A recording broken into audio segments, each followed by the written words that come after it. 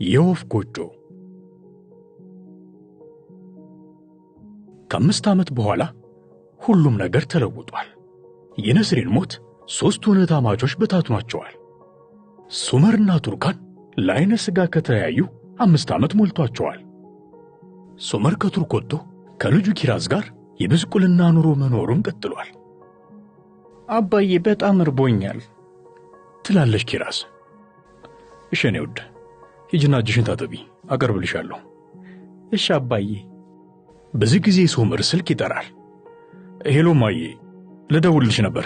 አባዬ እንዴት ነው? እግዚአብሔር ይመስገን ልጄ። ከሆስፒታል ወጥተን ቤት ደረስን። ሐኪሙ ምን አለ ማዬ? ደም ወደ አእምሮ የሚወስደው አንደኛው የደም ስሩ ስለተጎዳ ግማሽ አካሉ ሽባ እንደሆነ ይቆያል ብሏል። ነገር ግን በጊዜ ወደ ፊዚዮቴራፒ ከሄደ እየጠነከረ ይሄዳል ብሏል። ሩቻን ከሱመር ጋር ነው የምታወሪው? ስጪ ላናግረው። ልጅ አባት ይፈልጋል። ልጄ አባዬ በቶሎ እንዲሻል እመኛለሁ። አመሰግናለሁ ልጄ። ምን መሰለ፣ ከሆስፒታል እንደወጣው አንድ ውሳኔ ወስኛለሁ። ልጄ አሁን እኔ ሞት አፋፍ ውስጥ ነው ያለሁት። አባዬ ለምን እንዲህ ትላለህ? አሁን እኮ ደህና ነህ። ሱመር ከአሁን በኋላ ምንም ተስፋ የለኝም እና እናቱ ኩባንያ ውስጥ ብቻዋን ቀርታለች። ብቻዋን በመሮጥ ደክማለች። በጣም ነው የምታሳዝነው እና ኩባንያውም በጣም እየከሰረ ነው። እባክህ ተመለስና ከእናትና ከአባት ጋር መኖር ጀምር። እኛ አንተን በተስፋ እየጠበቅን ነው። አባዬ በጣም ከባድ ነው። መምጣት አልችልም። ይኸውልህ ሱመር፣ አንተ ወደዚህ ማትመጣ ከሆነ ሬሳዬን ነው የምታገኘው። እየጠበቅን ነው። ነግሬሃለሁ፣ መሞቼ እየተቃረበ ነው። አባዬ ለምን እንዲህ ትላለህ? ነግሬሃለሁ ልጄ፣ የሞት አፋፍ ላይ ነው ያለሁት። ከአሁን ጀምሮ በዙሪያዬ እንድትሆን እፈልጋለሁ። በቃ የተሟላ ቤተሰብ ማየት እፈልጋለሁ። ልጆቼ እና የልጅ ልጆቼ በዙሪያዬ እንዲሆኑ እፈልጋለሁ። በቃ አለቀ። ይህ ለአንተ ትልቅ ጉዳይ ነው። ሱመር ግራ ገብቶታል። በሌላኛው ትዕይንት ቱርካን በአማራ ቢላዋ ውስጥ ከልጇ ዴፊኒ ጋር ናት። እማዬ ጸጉርሽ ደስ አይልም፣ እኔ ልስራልሽ። ልጄ ተይ ታቃጥይኛለሽ። እኔ እኮ የጸጉር አስተካካይ ነኝ፣ አላቃጠልሽም። እሺ ውዴ፣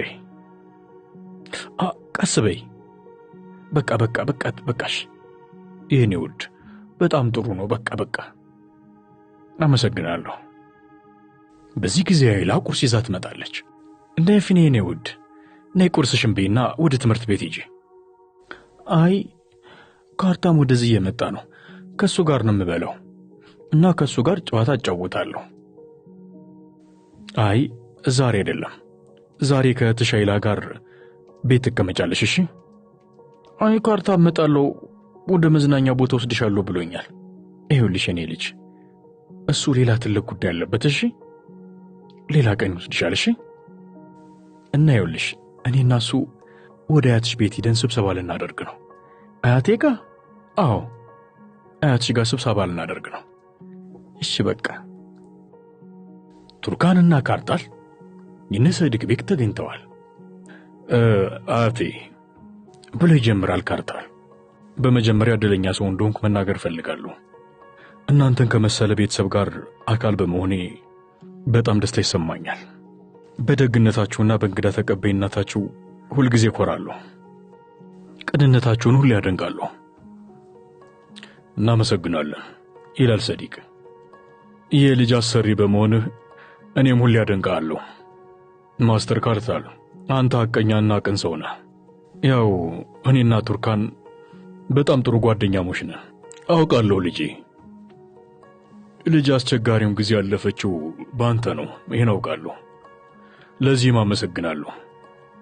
አትጥፉ ይላል ሰዲቅ።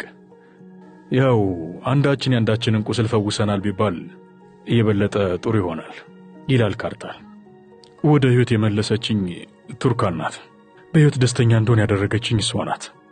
እና በዚህ ጊዜ እኔ ዘይት አቋርጠው ቱርካን እባክሽ ቡና አፍይለት ትላታለች ቱርካንን።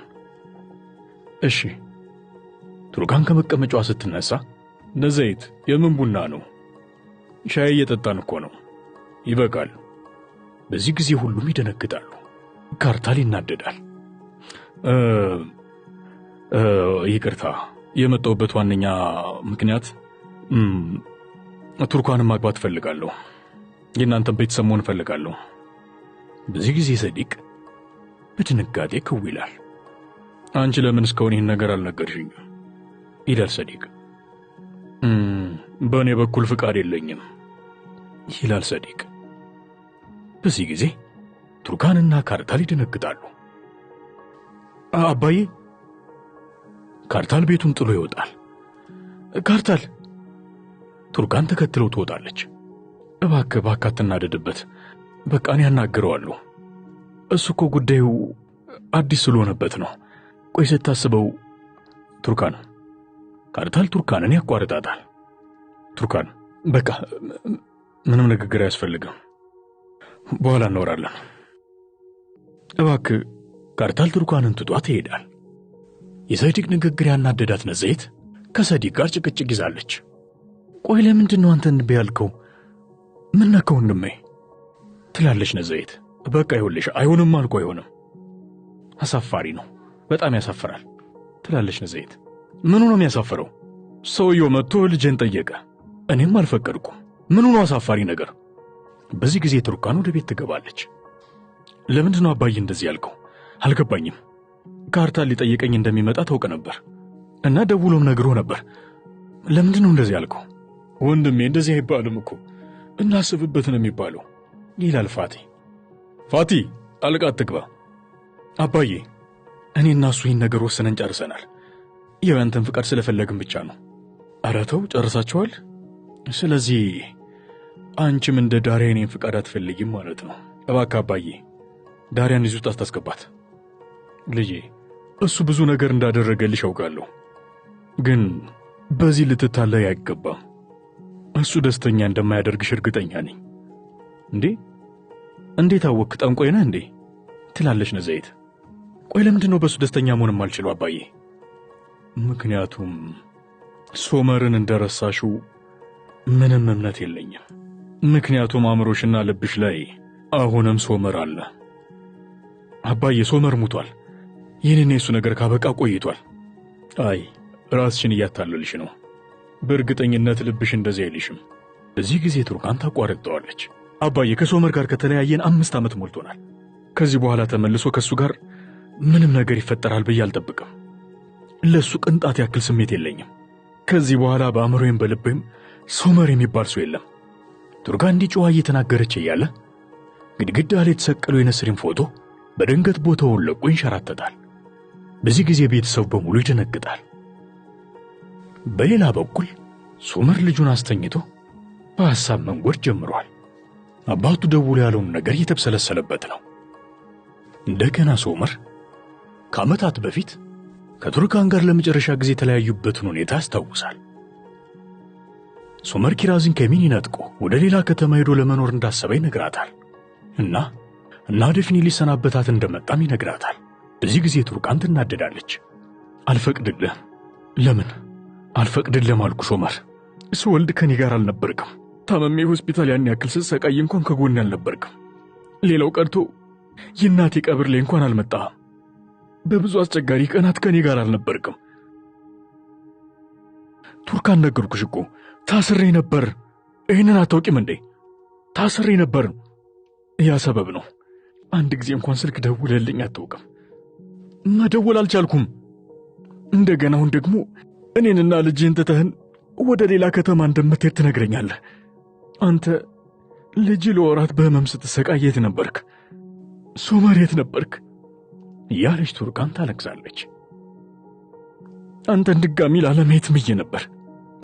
አሁን ግን ዳፍኒ ያለ አባት እንድታርግ ስለማልፈልግ ይቅርታ አድርጌልህ ነበር። ግን ደግሞ አሁን እንደገና ትቻችሁ ልሄድ ነው እያልክ ነው። ቱርካን በከንቱ ነው የተጨቃጨቅን ያለ ነው። ምርጫ ምረጥ ሶመር። አሁን ከሄድክ የዳፍኒን ፊት ሁለተኛ አታየውም። ሶመር በሩን በኃይል ዘግቶ ትቷት ይሄዳል። ሶመር እንዲህ ባሉ ሐሳቦች ተወጥሯል። በቀጠለው ትዕይንት ቱርካን አመሻሽ ላይ ወደ ካርታል ቤት ትሄዳለች። ካርታል፣ እኔ አባዬ ኖክዬ ይቅርታ ልጠይቅህ የመጣሁት። ይህ ለምን እንዳደረገ ሊገባኝ አልቻለም። ያው እንዳልጎዳ ሊጠብቀኝ እየሞከረ ይመስለኛል። እና ይመስለኛል ዛሬ እሱ ትንሽ ስሜቱ ልክ አይደለም። ይኸውልሽ ቱርካን፣ የተናገረው ሁሉም ይገባኛል። አልተናደድኩም፣ ግን አልጠበቅኩም ነበር። እና ከሁሉም በላይ እኔ አንቺን በጣም ነው የምወድሽ። ዴፍኒ ለእኔ በጣም ዋጋ አላት። እውነት ሶስታችን ቤተሰብ እንድንሆን እፈልጋለሁ እና አንቺን ሚስቴ ለማድረግ የምችለውን ሁሉ አደርጋለሁ። ውሳኔን አልቃወምም፣ ከጎን ነኝ። በብዙ አስቸጋሪ ጊዜያት ከኔ ጋር ነበርክ። ከወደቅኩበት እጄን ይዘህ አስነስተኛል። ለልጄም እንዳባት ነበርክ እና አብረን እንዳንሆን ሊያደርገን የሚችል ምንም ነገር የለም።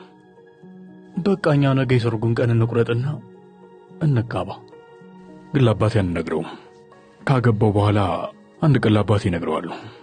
ምን ትላለህ? ካርታል ተመስጦ ቱርካንን ያያታል። በሌላ በኩል ሶመር ተጨንቋል። በመሄድና ባለመሄድ መሃል መንገድ ላይ ሆኖ ይወዛገባል።